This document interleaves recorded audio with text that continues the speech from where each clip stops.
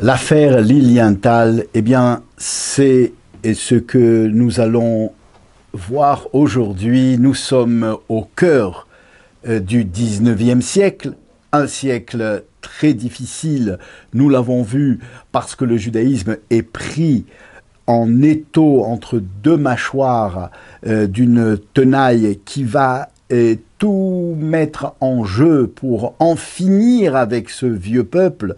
La mâchoire de l'assimilation, de l'érédaction du peuple juif par l'assimilation, et puis de notre côté l'antisémitisme légendaire, moyenâgeux, avec les pogroms et les persécutions. Donc nous sommes en Europe, dans les années 1800, au cœur du 19e siècle, et déjà depuis l'année 1839, on retrouve à Riga. Riga, c'est la capitale de la Lettonie. La Lettonie, c'est un État qui se situe au nord de la Russie, de l'Ukraine, de la Lituanie. Donc, 1839, déjà, à Riga, se trouve un Allemand qui répond au nom de Max Lilienthal. Il est né à Munich en 1815, après la chute de Napoléon. Il a fait des études universitaires, c'est un brillant académicien, et comme nombre de juifs de son style, de son genre, il est convaincu du bienfait de toutes les thèses assimilationnistes de l'assimilation du peuple juif qui sont en vogue à l'époque, et surtout en Allemagne, dans ces courants-là. Il est bien sûr, donc dans la même foulée, convaincu du bienfait de l'institution d'une réforme religieuse de la pratique de la Torah, de la pratique de la religion juive. Alors, c'est donc ce personnage qui fait partie de ce qu'on a appelé les maskilim, qui s'appellent eux-mêmes, qui se nomment eux-mêmes les soi-disant lumières de l'Europe, et il va quitter l'Allemagne parce qu'il est invité donc à Riga, en Lettonie, par des cercles libéraux, des cercles de la réforme, des cercles de la Haskalah, à Riga, qui lui demandent d'être dans les cercles juifs, dans les écoles juives, prédicateur et aussi directeur des écoles juives libérales de la ville. En fait, il y a un institut, une école libérale qui fait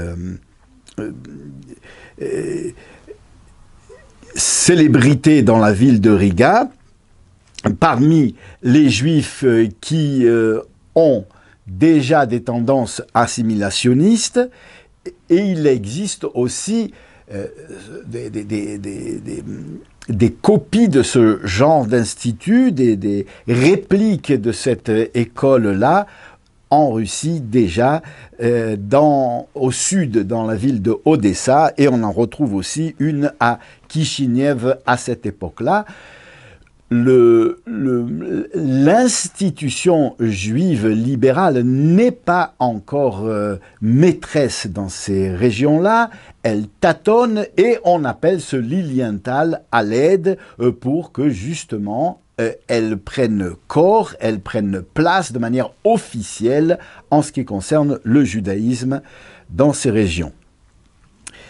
Et il n'arrive pas les mains vides, il arrive donc à Riga et en Russie, avec une lettre d'accréditation, une lettre que lui a écrit le roi de Bavière, et qui est, lui, très attirés par ce courant libéral juif de soi-disant éclairé d'assimilation du peuple juif. Et le roi de Bavière lui donne une lettre pour que pour la remettre à son frère. Son frère, c'est le fameux prince Lichtenberg qui a épousé la fille du tsar. Le tsar à l'époque, en 1839, c'est Nicolas Ier. Nicolas qui a succédé à son père de la maison des Romanov, Alexandre, qui lui-même avait succédé à Paul Ier, l'antisémite Paul Ier. Vous vous rappelez comment, malgré la persuasion des autorités que les accusations contre le grand rabbi Schneur Zalman et les autres disciples du chassidisme étaient fausses, c'était des faux qui avaient été présentés, eh bien, Paul Ier, l'antisémite Paul Ier, avait tenu tout de même à emprisonner le rabbi Schneur Zalman. C'était l'histoire de Yutet Kislev, on en a parlé dans les cours précédents. Il l'a réemprisonné une deuxième fois, une fois qu'il avait été libéré. Il a été assassiné, c'est son fils Alexandre qui est monté sur le trône, il était plus favorable. Ici, on se trouve en présence d'un autre qui est donc le fils d'Alexandre, Nicolas, et qui n'est pas moins antisémite que son grand-père. S'il y a eu une petite accalmie de l'antisémitisme du temps d'Alexandre Ier, ce n'était qu'une petite accalmie. Il ne faut pas croire que Alexandre Ier était un philosémite. Absolument pas. Il était lui aussi pris de cette fièvre anti-juive, de cette vindicte anti-juive, et il a été celui qui a fomenté le projet diabolique des cantonistes, mais on en parlera plus tard. À cette époque-là, c'est Nicolas Ier qui est sur le trône. Et donc, Lilienthal arrive, il a pour mission de convaincre les autorités russes, les autorités lituaniennes, les autorités lettoniennes de décréter que le judaïsme officiel doit être un judaïsme libéral, réformateur et assimilationniste, et ils doivent s'engager, eux qui sont à la tête du pouvoir dans ces régions-là, doivent s'engager à mener une action très musclée contre les yeshivot, contre les écoles d'un judaïsme authentique et ancestral. Et ils croient qu'avec l'appui du roi de Bavière, qui est son ami et qui est le frère du gendre du tsar, il va pouvoir faire carrière. Mais vite, le tsar rabaisse ses prétentions, car le roi de Bavière est un libre penseur, c'est quelqu'un qui a des affinités avec les révolutionnaires.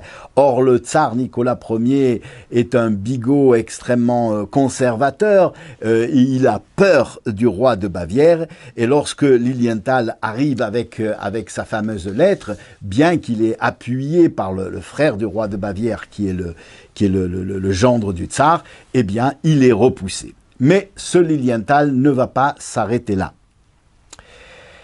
Et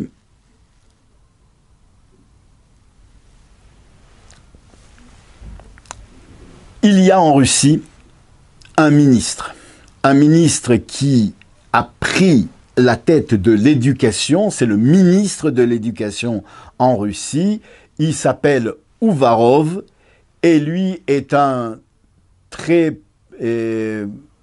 pervers antisémite, et quand je dis pervers, c'est qu'à cette époque-là, il était déjà de mauvais ton d'être antisémite ou raciste officiellement, eh bien, il fallait de manière perverse, de manière insidieuse, et, et, arriver à écraser ou et persécuter le peuple juif tout en faisant passer son activisme pour du patriotisme, du libéralisme, etc., etc. Donc Uvarov, lui, lorsqu'il entend que Lilienthal est dans les parages, il va le contacter et ils vont ensemble, main dans la main, essayer de soudoyer le tsar, de soudoyer les institutions, en fait, pour mettre au plan, pour mettre à exécution, ou du moins pour monter un plan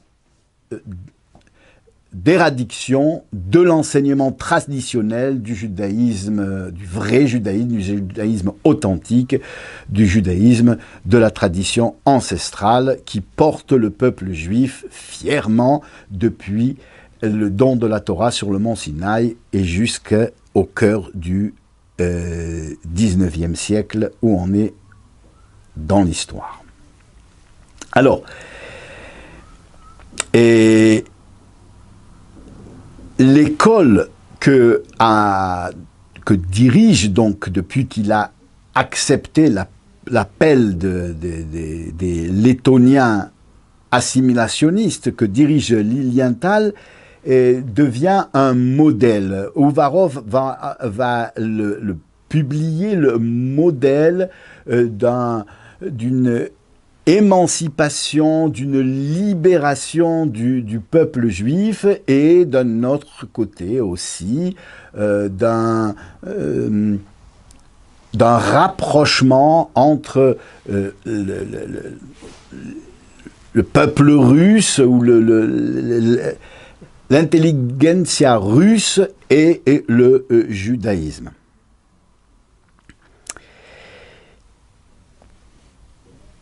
Uvarov va donc essayer de réunir une commission qui devra, d'après ses plans, mettre fin à toute tentative de résistance d'un judaïsme traditionnel, d'un judaïsme authentique, d'un judaïsme vrai. Alors, comment il va s'y prendre? Eh bien, le 6 mai 1843, les principaux leaders juifs du judaïsme en Russie, en Lituanie et en Lettonie sont convoqués dans la capitale russe, à Saint-Pétersbourg, et il doit, avec les autorités russes, il doit se créer un consensus, soi-disant, pour que l'enseignement juif soit régularisé par le ministère de l'Éducation en Russie. Alors, il y a les principaux juifs traditionnels, et il y a Lilienthal, il y a, certains diront que le Montefiore aurait aussi été invité, ainsi que le baron de Rothschild. Est-ce qu'ils ne sont pas venus parce qu'ils ont compris que c'était un piège, ou parce qu'ils n'ont pas pu? L'histoire ne le prouve pas. En tout cas, ils n'étaient pas à la réunion. Il y avait dans cette réunion, du côté de Uvarov, il y a le Lilienthal, il y a aussi des personnages de l'université de Saint-Pétersbourg. Il y a un certain Léon Mandelstam, son vrai nom c'était Arieleb avant qu'il se transforme en Léon.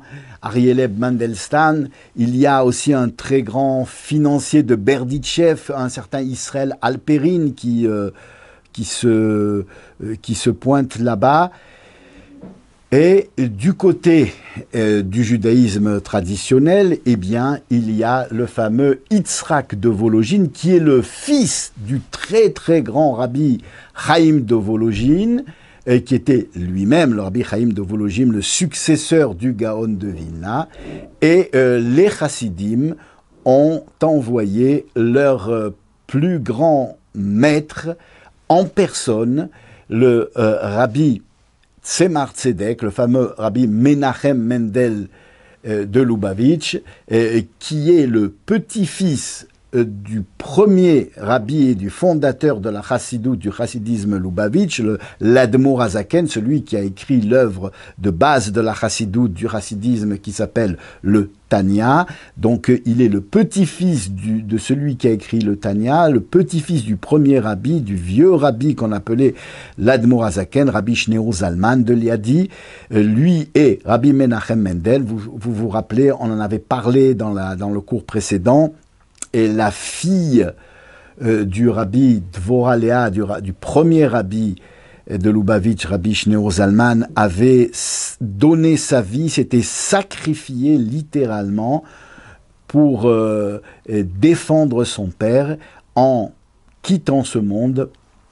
Elle avait demandé à ce que son père prenne en charge son jeune enfant qu'elle avait mis au monde quelques mois auparavant, le petit Menachem Mendel, qui grandira à l'âge de 13 ans. Il est déjà dans la confidence kabbalistique des plus grandes sphères de la Kabbale de la planète. Il arrive à l'âge de 30 et quelques années sur le trône de Lubavitch. Il devient le rabbi, il est le successeur du fils du deuxième rabbi de Lubavitch, du fils de l'Admor Hazaken. Après que, durant une longue période, il refusera absolument de prendre des responsabilités, eh bien, lorsque la foule chassidique le suppliera, il finira par accepter. C'est un homme qui est d'une érudition époustouflante, et c'est vrai qu'il y avait des tensions entre le monde non chassidique traditionnel, le monde orthodoxe juif non chassidique, ce qu'on appelait l'école lituanienne, et puis le chassidisme, et particulièrement le chassidisme Lubavitch, parce que c'était un chassidisme qui se situait géographiquement dans les lieux où vivaient aussi les juifs traditionnels orthodoxes qui servaient Dieu avec l'accent lituanien, qu'on a appelé lituanien. C'était une façon de nommer cette école-là. Et puis aussi parce que c'était ceux qui touchaient le plus le domaine intellectuel. Et le judaïsme lituanien est un judaïsme aussi intellectuel, donc il y avait des frictions, il y avait parfois même des disputes dans les communautés. Eh bien, le rabbi Tzemar Tzedek, on avait déjà dit que la génération d'avant et les deux grands courants du judaïsme orthodoxe s'étaient trouvés réunis avec lorsque le rabbi Chaim de Volojine avait pris parti pour les chassidim contre la vindicte anti-chassidique des Lituaniens. Et là, lorsque arrive sur la scène de l'histoire juive le rabbi Tzemar Tzedek, le rabbi Menachem Mendel, eh bien, les choses vont se raffermir et se sceller. Cette union entre les deux courants, le courant lituanien et le courant chassidique, vont être scellés de manière éternelle jusqu'à nos jours, à part ci et là de petits incidents qui peuvent être la cause le plus souvent de l'ignorance, mais au niveau des grands de la Torah et au niveau de leurs élèves, de leurs fidèles, eh bien, depuis cette époque-là, il y a une unité et une union dans le combat pour la pérennité de la flamme juive orthodoxe traditionnelle, celle qui porte le peuple juif avec fierté, comme on l'a dit au début du cours, depuis le don de la Torah sur le mont Sinaï. Le rabbi a fait, le rabbi donc Menachem Mendel, le troisième rabbi de Lubavitch, celui qu'on appelle le Tzemar Tzedek, on l'appelle le Tzemar Tzedek parce qu'il a écrit une œuvre de la halacha à cette époque-là qui va faire l'unanimité, qui va être une véritable révolution de la précision au niveau de la halacha à son époque-là.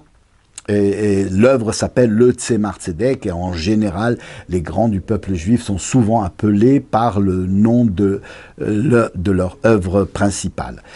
Et il va parcourir toute la Russie, c'est les chassidim qui lui demandent, parce que si son prédécesseur était un homme d'une élévation spirituelle qui le plaçait à des hauteurs où il était difficile de pouvoir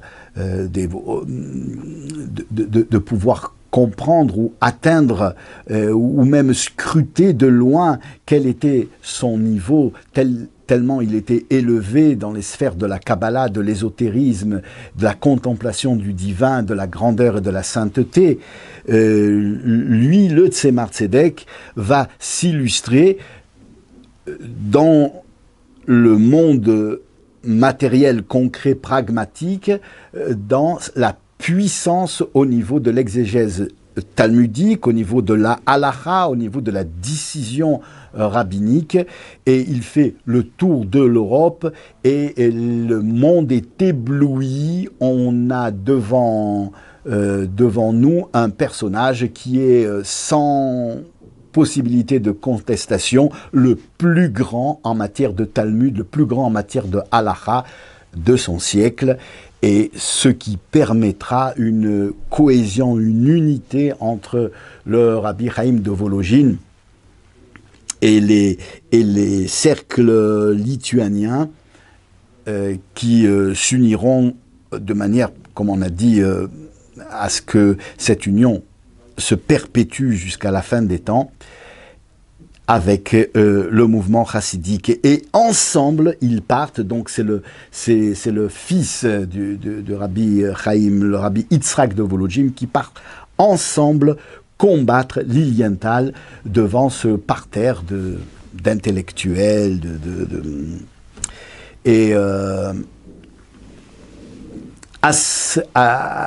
l'affrontement est terrible parce que le rabbi Tzemar Tzedek ne compte pas, et il convaincra, ça sera peut-être difficile, mais finalement il arrivera à convaincre tous les milieux traditionnels du judaïsme authentique de le suivre. Il ne compte pas s'abaisser à un quelconque compromis. La Torah, telle qu'elle a été enseignée dans les yeshivot depuis la nuit des temps, continuera à être enseignée, fût-ce au prix d'une guerre et de sacrifices terribles. Le peuple juif en a vu d'autres dans l'histoire de son existence. Il faudra aussi, en ce 19e siècle, s'il faut, donner jusqu'à sa dernière goutte de sang, mais on combattra pour la pérennité d'un judaïsme enseigné d'une manière traditionnelle, sans aucun compromis, sur ce que le Talmud, la loi juive et la Kabbalah enseignent.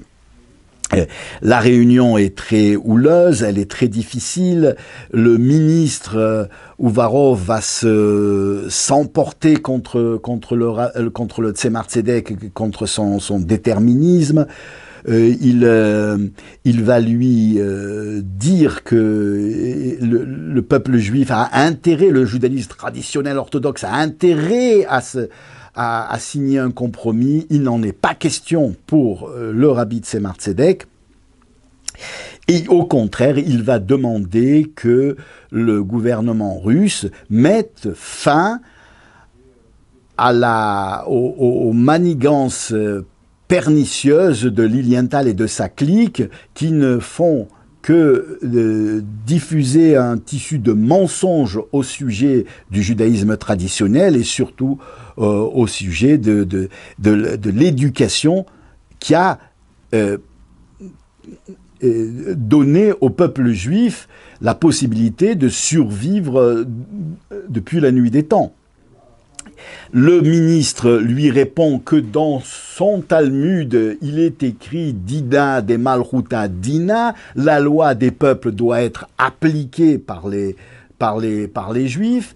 Or, la loi du peuple, en matière d'éducation, c'est lui, car il est le ministre de l'Éducation. Le rabbi lui répondra avec une effronterie qui va terriblement hérisser le ministre. Il lui répondra que c'est vrai que le Talmud statue que la loi des peuples est la loi, mais c'est uniquement en matière commerciale, lorsque ça ne met pas en cause la loi juive, mais en ce qui concerne l'éducation et l'âme de la piété juive, eh bien, aucun compromis n'est permis par le Talmud et que le judaïsme a toujours été prêt à se battre jusqu'à son dernier souffle, jusqu'à la dernière goutte de sang, par des sacrifices au-delà de l'entendement humain pour résister et perpétuer l'enseignement de la Torah telle qu'elle a été donnée sur le mont Sinaï. Ça va terriblement vexer le ministre. Il va soi-disant sourire et prendre un ton mielleux en disant que on ne doit pas s'énerver, on ne doit pas s'emporter.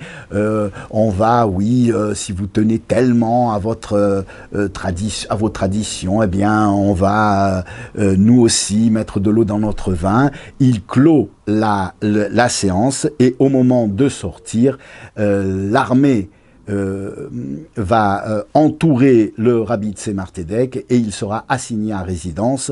Le ministre avait donné l'ordre d'arrêter le rabbi et il sera contraint de rester sous garde policière et militaire à l'intérieur du ministère de l'Éducation jusqu'au mois d'août. Donc quelques mois, où il devra subir des interrogatoires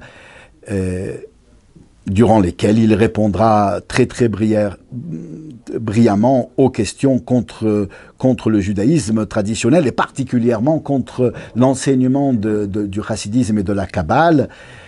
Alors que à cette époque-là, les réformés avaient fait courir des bruits terribles de sorcellerie et de toutes sortes d'imbécilités réformées sur l'enseignement ésotérique de la Torah. Et finalement, le rabbi sera libéré et le ministre va, pour éviter une guerre civile en Russie, va faire signer par le roi un décret de compromis en disant que le judaïsme traditionnel ne sera pas touché, mais que d'un autre côté, les écoles libérales seront institutionnalisées et seront payées par le gouvernement. Ce seront des écoles juives d'État. Il ne va pas y en avoir beaucoup. Il y en a une qui va naître à Vilna, une autre à Zitomir, mais peu de juifs vont s'y rendre, ou du moins inscrire leurs enfants, parce que le rabbi Tzemar Tzedek avertira qu'il y a un deuxième décret secret qui a été signé par le tsar, qui est un décret véritablement antisémite et qui va prendre corps et force de loi dans un certain temps. Et dans ce décret-là, il est décrété que les écoles uniquement des écoles d'État seront autorisées et payées par le gouvernement, à condition que des instituteurs et des professeurs chrétiens aussi enseignent dans ces écoles, et que uniquement des inspecteurs de l'Académie de religion chrétienne puissent être inspecteurs de ces écoles. Quant à l'éducation juive traditionnelle, on la laissera courir pendant un certain temps, mais que dans 20 ans, eh bien, il sera absolument interdit à quelques rabbins ou quelques instituteurs ou quelques maîtres d'école juive d'enseigner le judaïsme s'il n'est pas réformé, s'il n'a pas lui-même étudié dans les écoles qui ont été payées, administrées et inspectées par le gouvernement russe, par le ministère de l'Éducation russe, sous l'inspection et la férule des inspecteurs chrétiens. Le judaïsme traditionnel va lancer une levée de bouclier. La résistance est très puissante et elle ne se fait pas attendre. Dans toutes les villes, les villages, les campagnes, le bruit court. On ne doit absolument pas tomber dans le piège de la réforme et faire tout ce qu'il est possible jusqu'au don de soi pour que les enfants juifs continuent à étudier dans les Talmudei Torah, dans les yeshivot traditionnels, et que personne ne fréquente les écoles qui auront été fondées par le gouvernement russe sous la férule de ce Lilienthal. Lilienthal lui-même comprend au bout d'un certain temps qu'il a été lui-même l'objet d'une utilisation de l'antisémitisme latent dans le cœur de ces Russes, et que finalement, il regrette de s'être lancé de cette manière-là contre le judaïsme orthodoxe. Il écrira que finalement en Russie, si on veut avoir la bonne grâce des autorités, c'est ce que lui cherchait, eh bien il va falloir se prosterner devant la croix chrétienne grecque. Est-ce qu'il le dit sincèrement? Est-ce qu'il le dit parce qu'il comprend que ce qu'il a fait est grave? En tout cas, il quittera en 1845 la Russie. Il ira s'installer aux États-Unis, où il deviendra un rabbin aux États-Unis, un rabbin dans la ville de Cincinnati, et un rabbin réformé d'ailleurs, certes.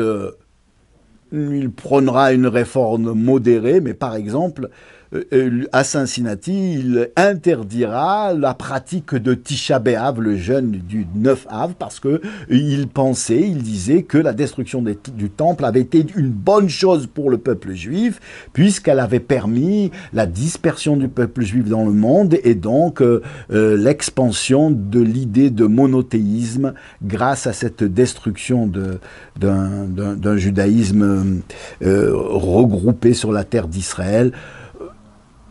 Et il mourra en juif réformé, rabbin réformé, et l'affaire ne sera pas terminée parce que le judaïsme va continuer à se battre malgré cette petite victoire qui était due à la détermination du rabbi Tzemar Tzedek.